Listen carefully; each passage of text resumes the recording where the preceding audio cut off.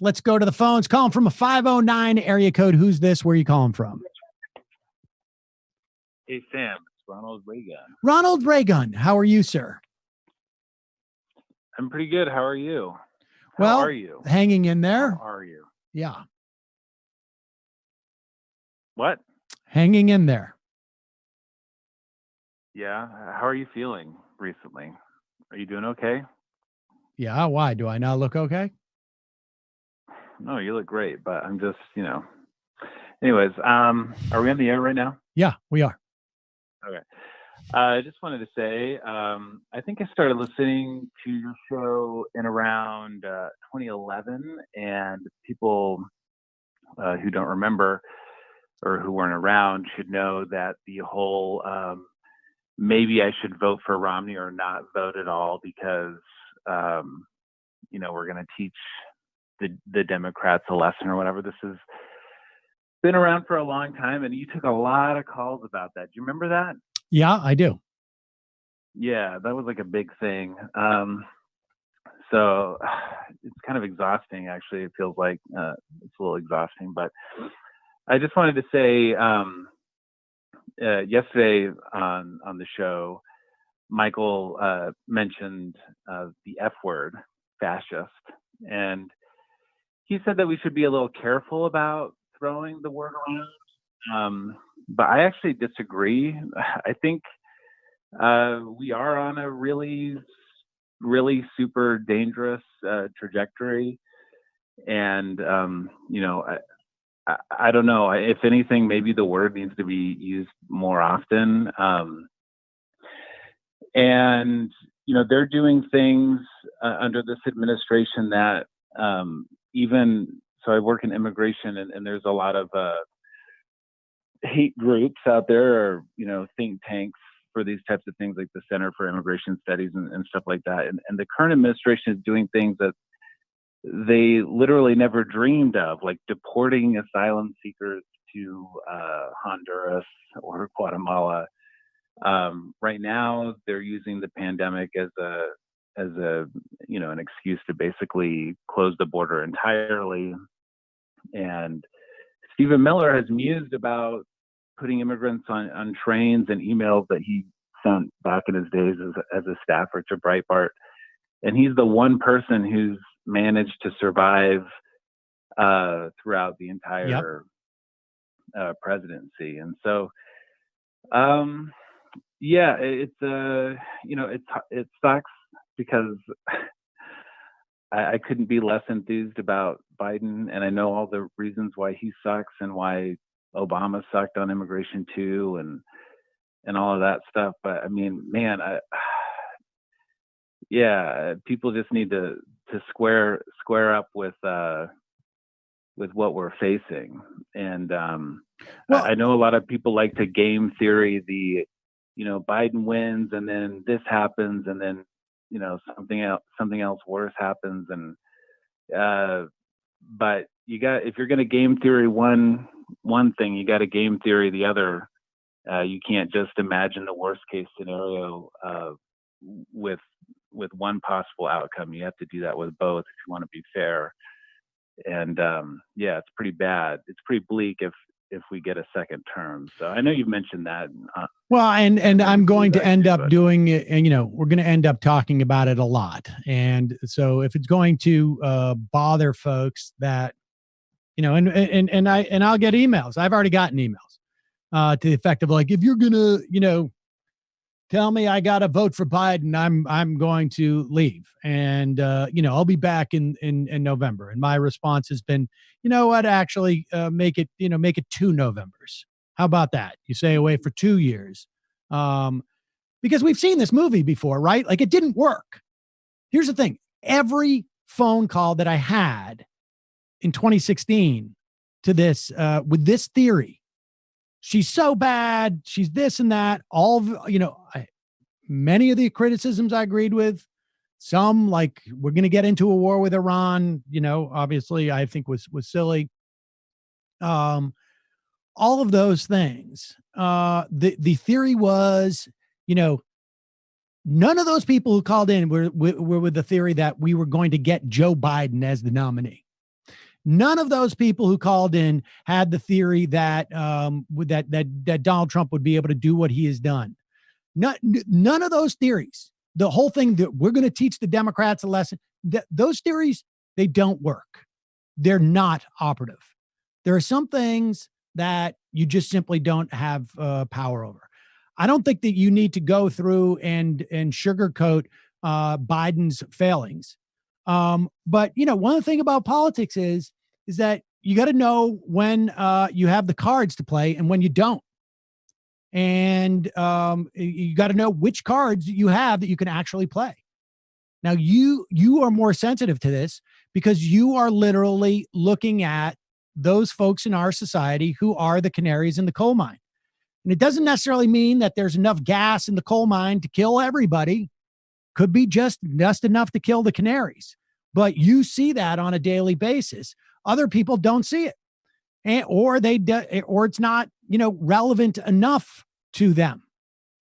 But, right. you had somebody call a couple of weeks ago, and he said, he just couldn't bring himself to vote for Biden because, he's got kids going to college, and college is expensive. And, he has some very legitimate concerns. And as far as he could tell, Biden wasn't offering to solve any of those problems. But what should set a liberal or a leftist or whatever you want to call it apart from a Republican normally is that we're able to think beyond our own self-interest and imagine, the suffering of other people.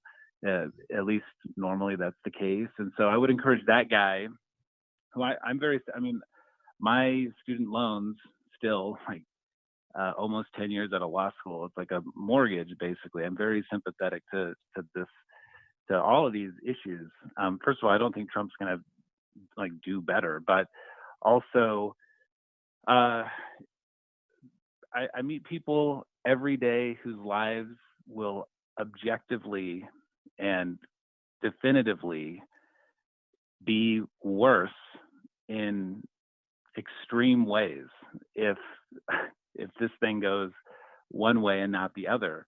And so maybe your life will be materially the same, or maybe Biden just doesn't do it for you. I'm sympathetic to that because, frankly, he doesn't do a lot for me either. I get that, but there are millions of people.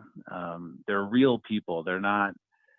This isn't a game. It's not some sort of imaginary thing. Who, even in light of the failures on immigration of the Obama administration, people who will who will be harmed. Well, you're in the best position to assess that too, because you were an immigration lawyer during those years, and obviously with tremendous critique of Obama during those years. But you're seeing that it's worse. On some level, and in terms of the fascist thing, look, I don't know. Let's put it this way. If we were to head down that road, this is the road we would start. This is the path we would start on. That doesn't necessarily mean that we're going to get there, but that the most famous piece of prose out of the Holocaust that I remember learning as a kid, because I went to Hebrew school and that was basically all that we did. Not all, but that was a big part of it, was first they came for the communists, and I didn't say anything because I wasn't one. Then they came from the socialists and the trade unionists, and then they came for the Jews. And when they came for me, there was no one left on some level. That what we're talking about is first they come for the immigrants, and we have seen that. And then there was stuff. The Trump administration was contemplating putting out a national directive that people with cognitive challenges, or that people with either handicaps, physical handicaps, challenges, or mental challenges should be the first people to not get ventilators. They literally were pushing that in the Trump administration. People can go Google it. I mean, I don't know where else it starts, if not with these folks. And just because it hasn't progressed past a certain point, I mean, I don't know. But there is no doubt in my mind. Well, first of all, like here's the other part that bothers me about this conversation. And God, I'm hoping we're not going to have it. And I'm not going to engage. I'm going to try and avoid it as much as possible. We're just too far out as far as I'm concerned. And I think a lot of people are going to come around. But what is the theory about what you're doing is going to do, in politics? I mean, look, I get it from the perspective of I don't want to be known as somebody who votes for Biden. I can understand the efficacy of that in certain narrow circumstances. But what is the value proposition here? What is the strategy behind I'm not going to vote for Biden? I don't understand what the strategy is. Right. Well, especially when you consider the cost benefit. So, well, that's all I'm talking about. I guess there are some places where you will have to wait in line, and that's the cost. But in the most extreme circumstances, you're talking about an afternoon of your life in line to cast a vote. That's the cost. Well, presumably you're going to vote for your congressperson too, right? And some other things. So it's not just about I want to know what the theory is behind this. If you're concerned about politics, what's the theory behind not voting for Biden? I can understand the theory, even of saying getting on Twitter and saying I'm not going to vote for Biden. Although right now I don't know what the option is. It made more sense to me 5 days ago when people would say that, because maybe something happens with the primary, but there's nobody else running right now. Right. Yeah. I don't know. I guess I'll ask you this question and then I'll hang up. So you mentioned that it's fair to be critical of Biden, and there's lots to be critical of, and we obviously, if he were to win, have to hold his feet to the fire. And just as a side note, one advantage of having a Democrat in the White House is that you actually get to have a voice in the room, and you'll probably get shouted out a lot of the time. But under the current administration, I mean, they're not even meeting with anyone who's remotely in the same camp as we are. But anyhow, given that it is the prime, or practically the general now, to what degree should we be mindful of our critiques? Because I know the tendency might be for some people to really lean into the critiques, and that could, theoretically suppress the vote or support for Joe Biden. So I know we have to be honest and real about him and his shortcomings and the shortcomings of the party. But do we risk submarining the whole thing if we're too enthusiastic about that? That's my question. Well, I can say, I think, from my perspective, a critique of Medicare at age 60, not enough. Right? As opposed to, I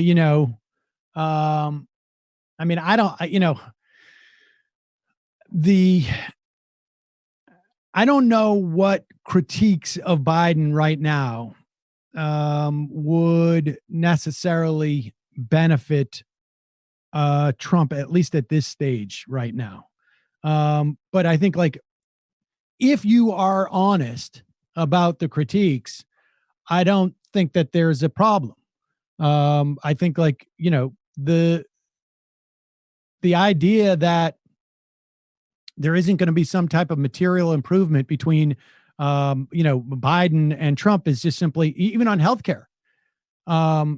If you're concerned that without Medicare for all, 45,000 people a year are dying, then surely you must be concerned about the 8 million who stand to lose their Medicaid in this court case that the Trump administration is pursuing. that is going to get resolved after the election, that a Biden administration could change the implications of in terms of Medicaid. Surely the idea that 9 more million people would lose their health insurance in Medicaid makes a difference. I don't know what the number is. I mean, we could look it up. I don't know if it's 5,000 or 10,000 more people would die, but there's no magic number about 45,000 as opposed to 5 or 10,000. And I'm looking at the most bleak picture that a Biden presidency represents. I don't know if Biden would be more active in terms of like Yemen with drones than the Trump administration. I don't know. But I know that Biden is less likely to deal with Iran in the manner that we're dealing with it. We just shut down a $5 billion loan from the World Bank in a country that is dealing with this pandemic and desperately needs the money. I mean, I'm sure that there are other arguments to this, but the idea that if we can't have Sanders, there should be no incremental benefits to anything. Like, I'm open to that idea if it brings about something else, but nobody's made a compelling argument. And we just did a 4-year, 3.5-year experiment on this.